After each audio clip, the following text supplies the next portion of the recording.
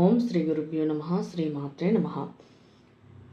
పురుషుడు ఏ స్త్రీనైతే ఇష్టపడతారో ఆ స్త్రీ తనని ఇష్టపడకుండా ఉన్నట్టయితే తనని ఇష్టపడేలాగా చేసుకోవడానికి ఈ యొక్క మంత్రము పనిచేస్తుంది. మరి ఈ యొక్క తంత్రము చేయబోయే ముందు వీడియోను మొదటి నుంచి చివరి వరకు మిస్ కాకుండా జాగ్రత్తగా వినండి, అర్థం చేసుకోండి.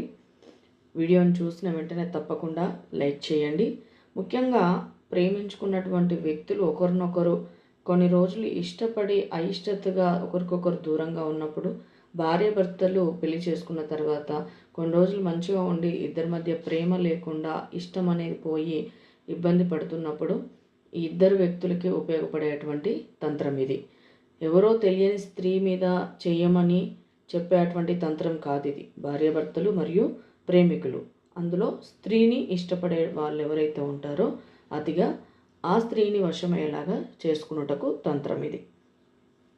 నంబర్ 1గా పనిచేస్తుంది. అసలు మిస్ చేయొద్దు. ఆదివారం అమావాస్య కలిసి వస్తుంది. ఈ రెండు కూడా మీరు యూజ్ చేసుకోవచ్చు. ఈ యొక్క విధానం చెప్పబోయే ముందు జాగ్రత్తగా అర్థం చేసుకోండి.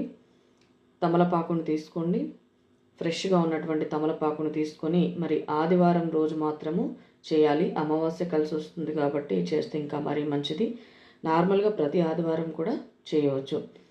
తమలపాకును తీసుకొని 108 సార్లు అభిమంత్రించాలి. ఆ తర్వాత ఆ తమలపాకును ఏ స్త్రీనైతే మీరు ఇష్టపడుతున్నారో ఆ స్త్రీ చేత ఆ తమలపాకును తినిపించాలి.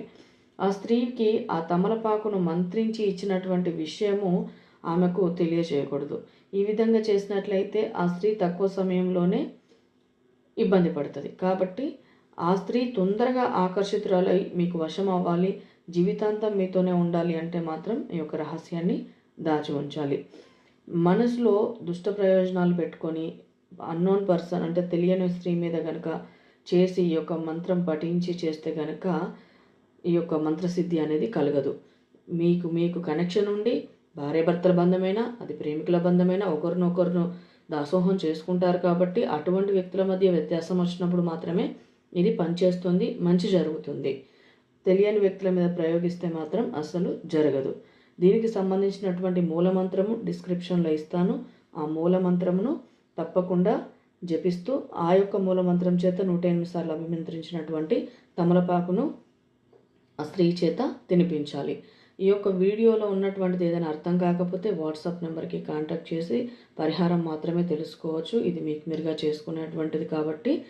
అలాగే ఫుల్ వీడియో కావాలి అంటే ఛానల్ సబ్స్క్రైబ్ చేయండి. వీడియో ఉండి ఫుల్ వీడియో ఉంటుంది, చూడండి.